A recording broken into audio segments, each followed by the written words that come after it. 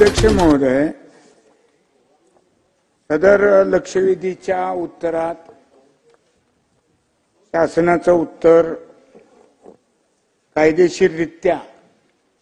अतिशय विस्तृत आणि योग्य असं आहे, परंतु या पर्टिक्युलरली बार्शी नगरपालिकेच्या हद्दीतील अनेक ओपन स्पेस मध्ये त्या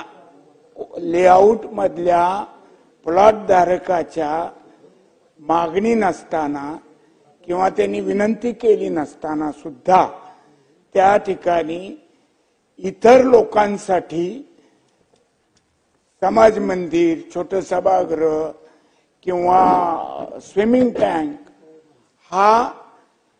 नगरपालिकेच्या खर्चानं, शासनाच्या पैशानं, शासनाच्या जागेची मालकी नसताना त्या ठिकाणी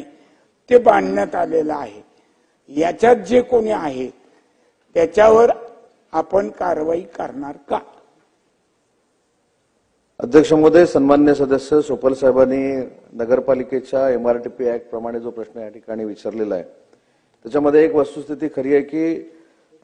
लेआउट हा ओपन स्पेस मधला जर असेल तर त्या ठिकाणी स्वतःहून नगरपालिका किंवा शासन खर्च करू शकत नाही, ही वस्तुस्थिती आहे। आणि म्हणून सन्मान्य सदस्य सोपल साहेबांनी बार्शी संदर्भातला जो विषय या ठिकाणी मांडलेला आहे